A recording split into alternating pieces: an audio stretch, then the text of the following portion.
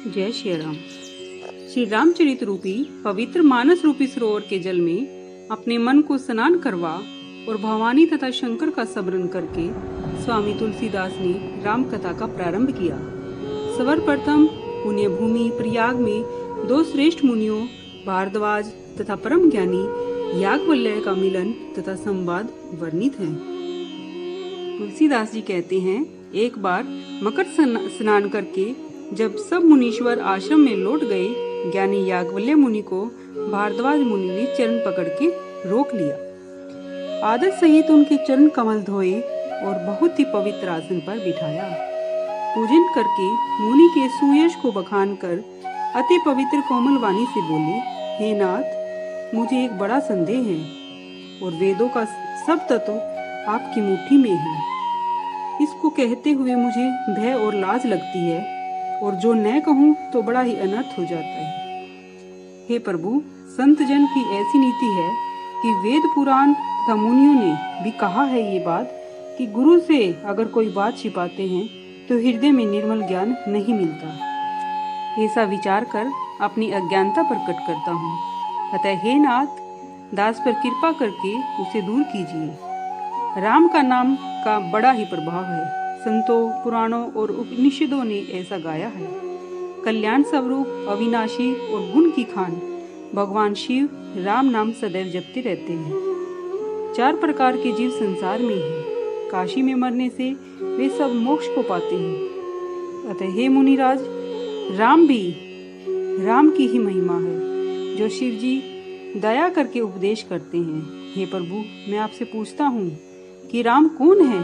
ये दया सिंधु मुझे समझा कर कहिए। एक राम तो अवध नरेश दशरथ जी के पुत्र हैं। उनका चरित्र संसार में प्रसिद्ध है। उन्होंने स्त्री के वियोग से अपार दुख सहा और क्रोधित होकर रावण को रण में मारा।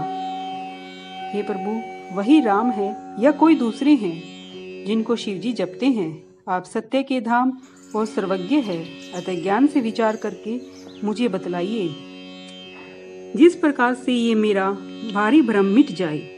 अतः हे नाथ, वही कथा विस्तार से कहिए। यह सुनकर याज्ञवल्क्य मुनि हंसकर बोले कि तुम श्री रघुनाथ जी की महिमा को जानते हो।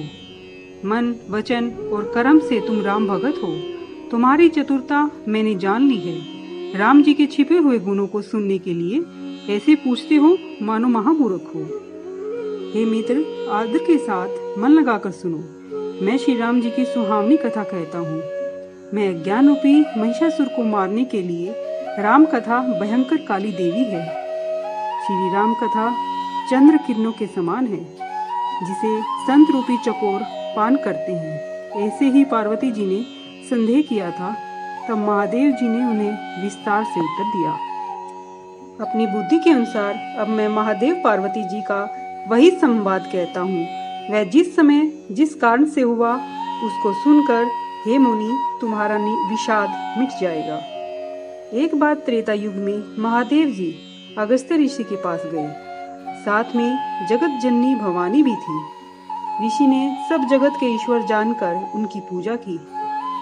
मुनीश्वर अगस्त्य ने श्री राम जी उनकी कथा कही, जिसे शिव जी ने बहुत ही सुख मानकर सुना। फिर ऋषि ने भगवान की सुंदर भक्ति पूछी और शिव जी ने अधिकारी पाकर भक्ति युक्त वर्णन किया। रघुनाथ जी के गुणों की कथा कहते सुनते शिव जी कुछ दिन यहाँ रहे। फिर मुनि से विदा मांगकर शिव जी सती जी के साथ अपने स्थान को चले गए। जय श्री राम।